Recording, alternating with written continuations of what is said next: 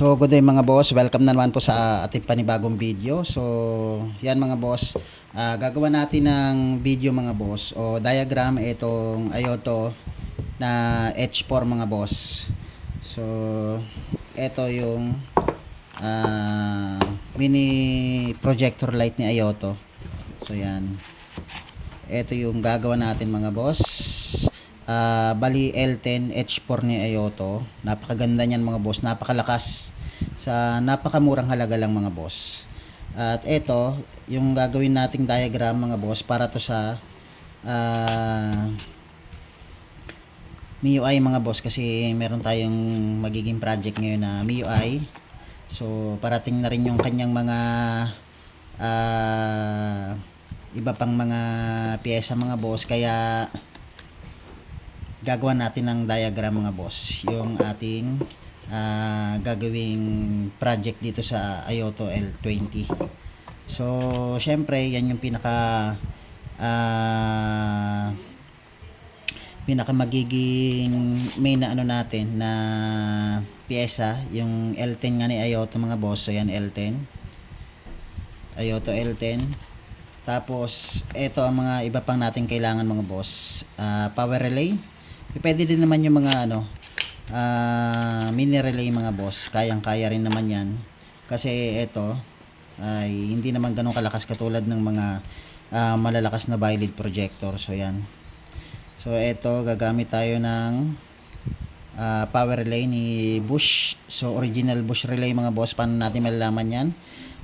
Dito mga boss, isa sa mga sinyalis niyan yung sa mga pin. Makikita natin dito sa pin mga boss na silver siya, pero pagdating dito sa gitna ng ng mga paan niya, parang tanso siya mga boss o gold.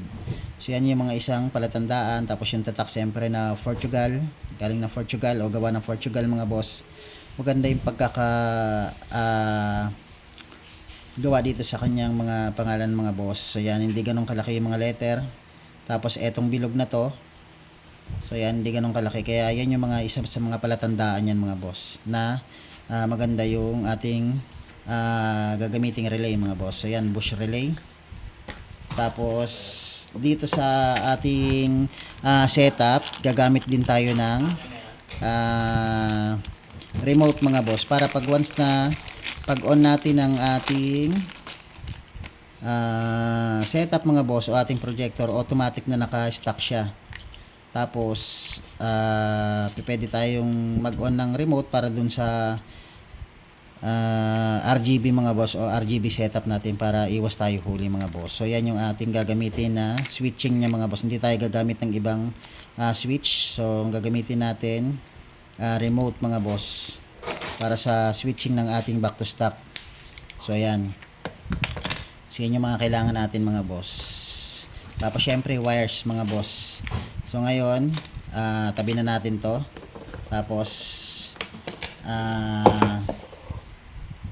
ito na yung natin mga boss, yung magiging diagram natin. So yan, ito na yung ginawa nating diagram. So ito yung ating relay. So yan yung ating relay mga boss. Yung remote module mga boss. So ito yan, remote module. Siyempre yung ating remote. So yan. Tapos yung projector light mga boss. So ito, yung mini projector light. So sa MIUI ito mga boss. Okay. So dito sa una mga boss, syempre yung battery. Etong ating power relay mga boss. So yan, meron siyang 5 pin mga boss. So dito, 4 lang yung ginawa natin. So 30, 86, 85 at 87 mga boss. Yung 30 automatic nakalagay yan sa supply, sa positive ng ating battery. Tapos meron siyang fuse.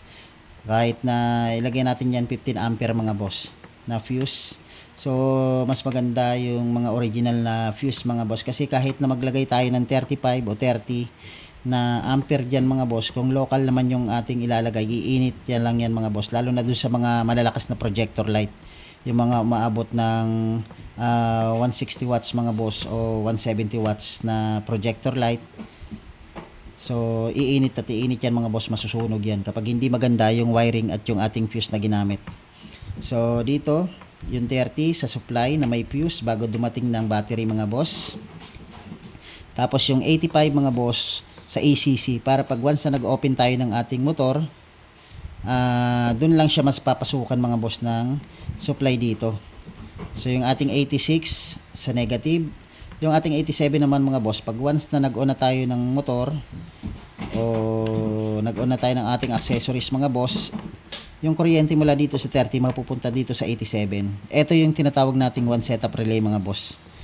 So para dun sa lahat na, so itong ating 87 papunta na dito yan sa supply na itong switch natin mga boss sa MIUI. So papakita natin sa screen yan.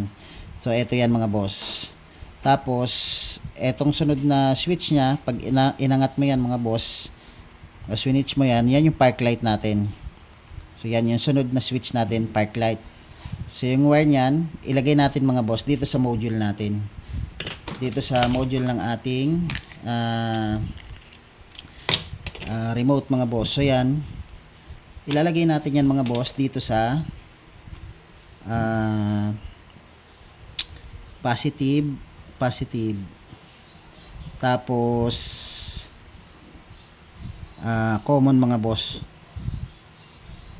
So yan, positive and common mga boss. Pinagsama na natin yan. So yan ito mga boss. So yan, common. Tapos yung positive mga boss. So yan, lagyan natin ng wire yan, yung dalawang wire, yung dalawang pin dito. Lagyan natin ng wire, pagsamahin na natin yan mga boss. Diyan natin ilalagay yung parking o park switch mga boss ng ating switch ng MIUI. So pagsamahin natin yung common tsaka positive. So yan, papunta dito sa park light mga boss. Tapos yung ating normally open mga boss, normally close mga boss, yung ating normally close dito sa stock ilalagay natin sa normally close. So yan, normally close mga boss, ilalagay natin sa normally close yung ating stock.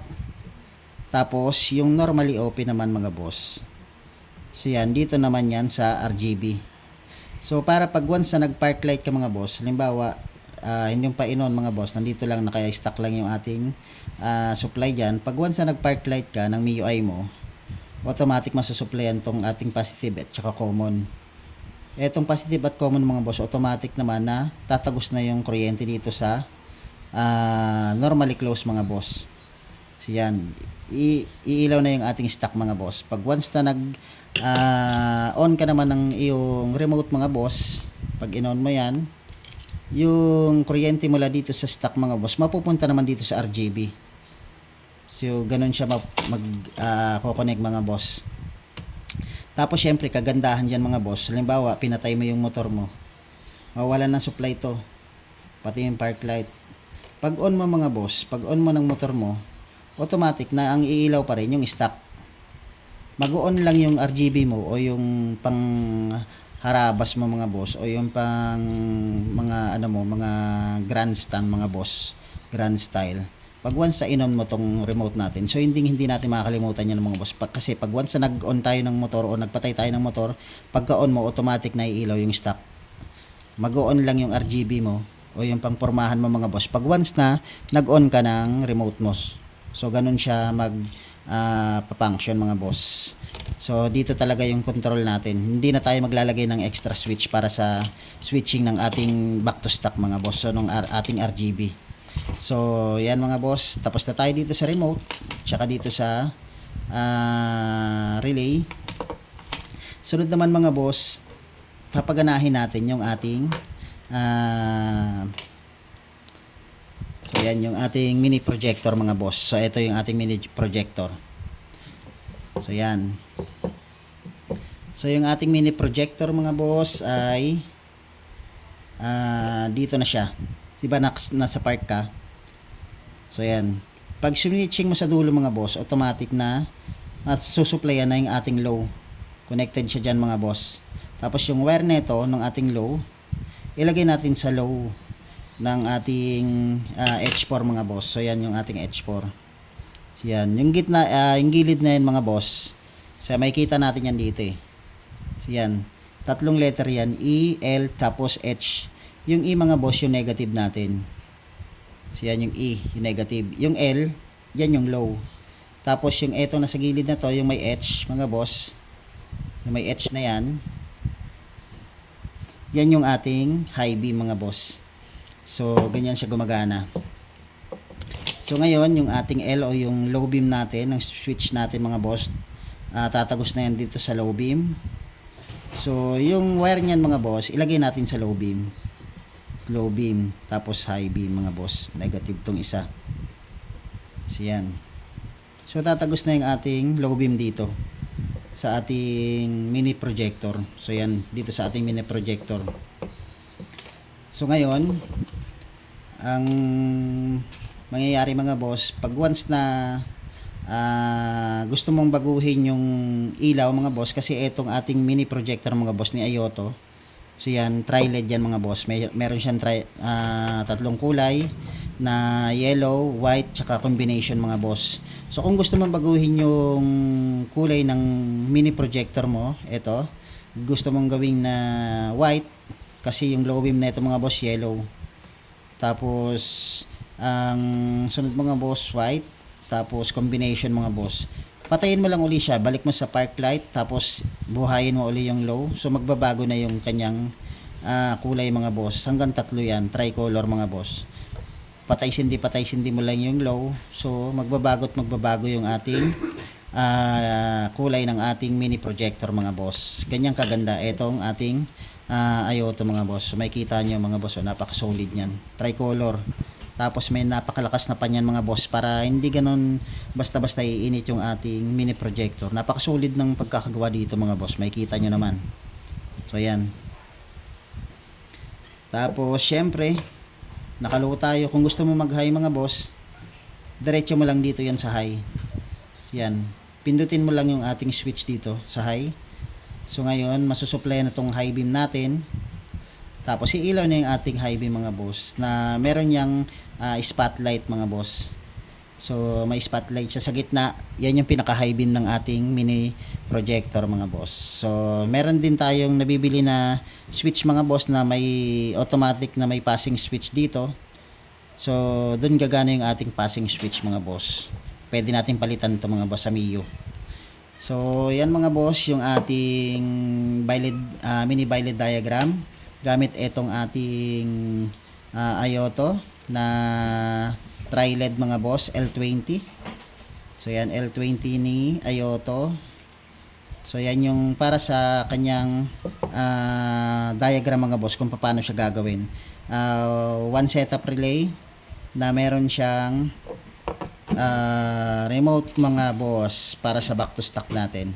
So yan, nandyan na rin yung diagram ng ating module mga boss, kung paano gagana yung ating back to stock ng maayos, na hindi tayo gagamit ng extra switch mga boss para dun sa back to stock, para mas mas safe mga boss dun sa mga critical na area na pwede na tayo may tikitan mga boss. So yan, napakaganda na may ganito ka mga boss sa setup mo, lalo na kapag naka biled projector ka mga boss at meron kang RGB lights. So yun mga boss, kung nagustuhan nyo yung video natin ngayon sa diagram patungkol sa pagkakabit na itong ating Ayoto mga boss sa MIUI, applicable din to sa mga iba mga boss, MIUI, Mio Sporty, Mio Amore mga boss, at kahit saan mga boss na motor, pwede natin i-apply itong diagram na to mga boss. So ayun, click nyo lang yung ang ating comment section dyan mga boss. Kung may katanungan kayo, click nyo din yung like mga boss, para ma-recognize ni YouTube mga boss na legit yung ating channel. So yan mga boss, God bless. Okay.